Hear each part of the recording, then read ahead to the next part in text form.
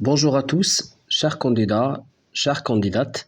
Si vous préparez le concours de recrutement des enseignants de français pour le cycle secondaire au Maroc, cette formation, cette vidéo est faite pour vous.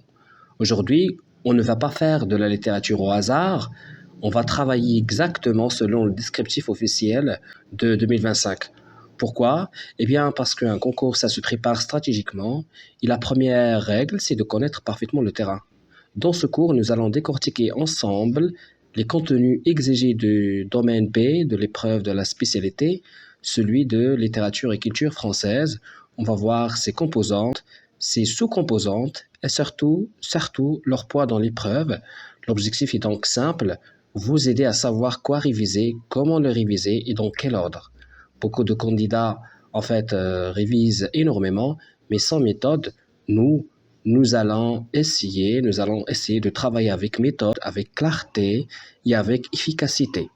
À la fin de cette vidéo, Comme ça, à la fin de cette vidéo, vous aurez une vision structurée du concours et vous saurez exactement où concentrer vos efforts.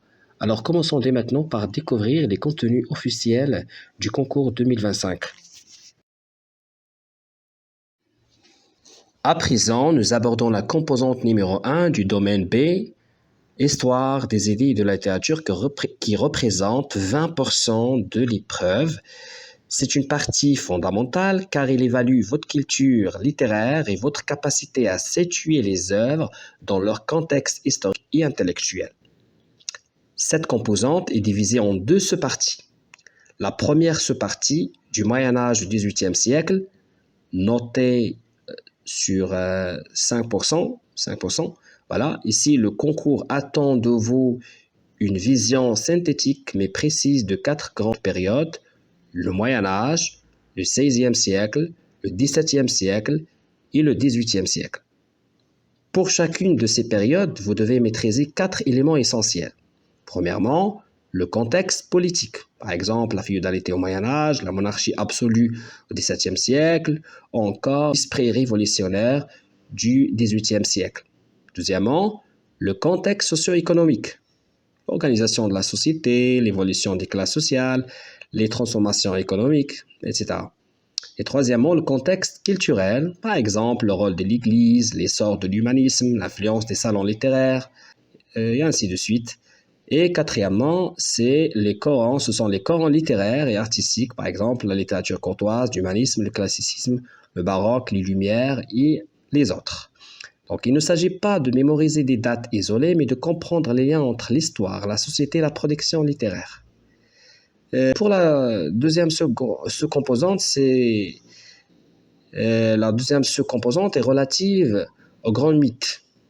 Cette partie est plus importante en termes de poids, puisqu'elle représente 15% de l'épreuve. Il porte sur trois grands ensembles. Le premier, ce sont les mythes antiques. Par exemple, mythes d'Oedipe, Prométhée, Narcisse, Orphée et les autres. Vous devez comprendre leur signification symbolique et leur réécriture dans la littérature. Deuxièmement, les mythes bibliques. Par exemple, les personnages les personnages mythiques bibliques, Adam, le déluge, etc. Ici, il s'agit d'identifier leur portée symbolique et leur réutilisation dans les textes littéraires. Et troisièmement, ce sont les mythes littéraires universels, les personnages qui sont devenus des personnages mythiques, voilà, c'est ça. Don Juan, Don Quichotte, Robinson et les autres personnages. Ce sont des figures devenues des symboles universels, reprises et transformées au fil des siècles. Ce que le concours évalue ici, ce n'est pas seulement votre capacité à reconnaître un mythe, mais à comprendre sa dimension symbolique, ses enjeux et sa réécriture dans différentes œuvres. En conclusion, cette composante exige une solide culture historique, une bonne connaissance des courants littéraires et une compréhension des mythes et de leur portée symbolique. C'est une partie très stratégique parce que s'il est bien maîtrisé, il peut vous permettre de sécuriser un nombre important de points.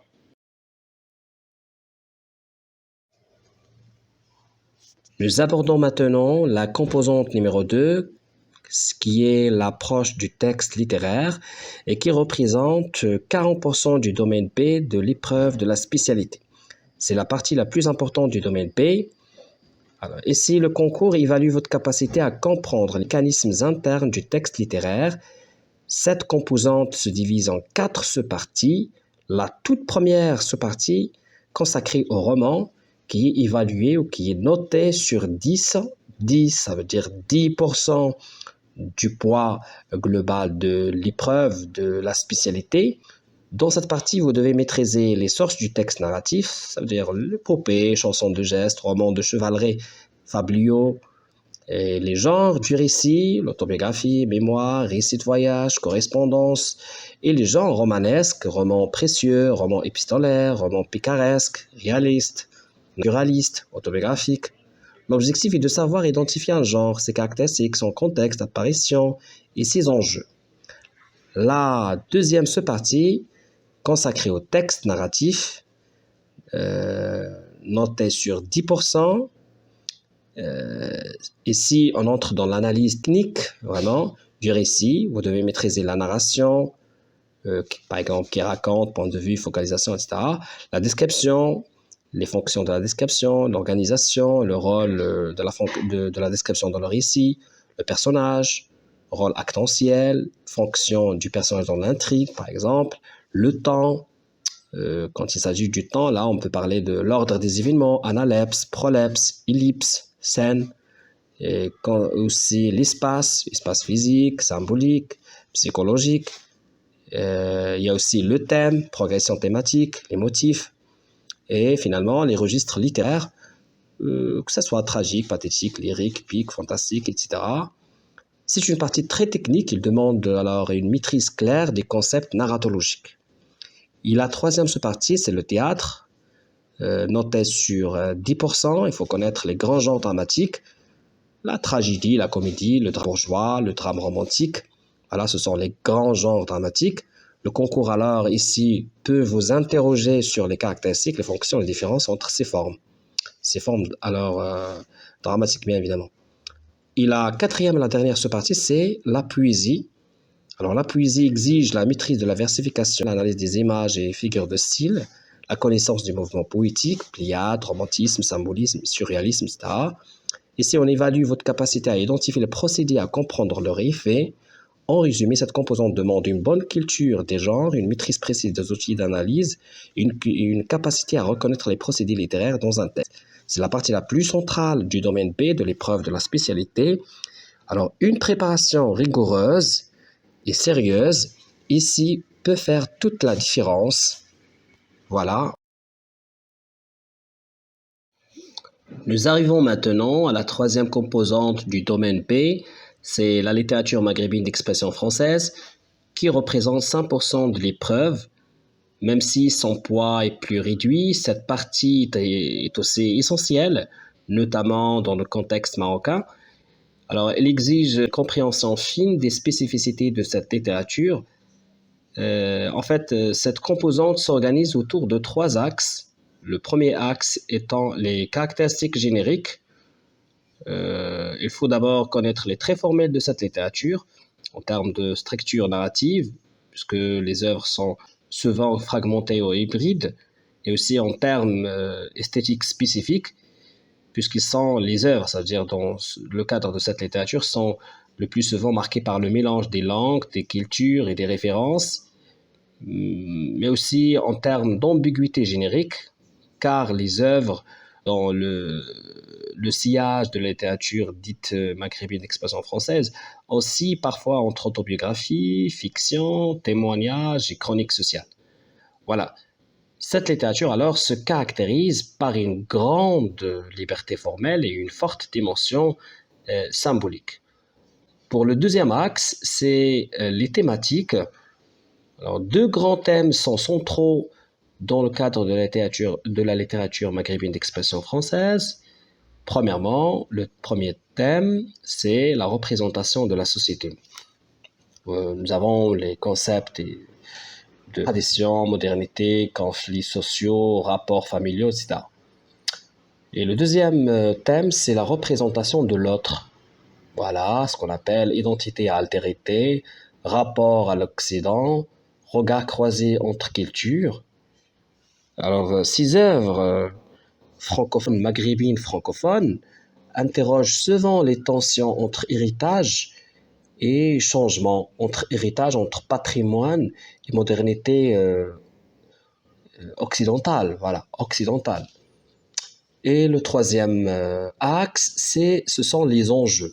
Enfin, il faut comprendre les grands enjeux de cette littérature. Alors, le premier enjeu étant les questions identitaires, disons existentielles. L'écrivain, l'auteur de francophone, maghrébin, marocain francophone, pourrait se poser des questions. Qui suis-je entre deux cultures, entre deux langues, entre deux histoires? Donc ce sont des questions identitaires existentielles, si j'ose dire. Et aussi, il y a un deuxième enjeu, c'est le regard critique sur la société, critique des structures sociales, des normes, des contradictions culturelles, bien évidemment, on trouve bien évidemment dans les œuvres des écrivains maghrébins et surtout marocains d'expression française. Donc cette littérature est donc à la fois une écriture de soi, une écriture de la mémoire et une écriture de la contestation. Voilà. En résumé, pour réussir cette partie, vous devez être capable d'identifier les spécificités formelles, les grands thèmes et les enjeux identitaires et critiques. Et il faut savoir aussi que même si, même avec 100%, c'est-à-dire son poids, cette composante peut aussi vous permettre de sécuriser des points précieux si elle est bien maîtrisée. C'est-à-dire vous devez quand même maîtriser cette partie. Nous arrivons à la fin de cette présentation consacrée au domaine B de l'épreuve de la spécialité.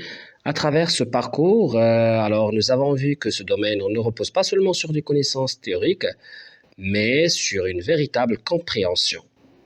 Voilà, donc le domaine B exige une culture littéraire solide, une maîtrise claire des concepts narratologiques, une bonne connaissance du genre et une capacité d'analyse technique.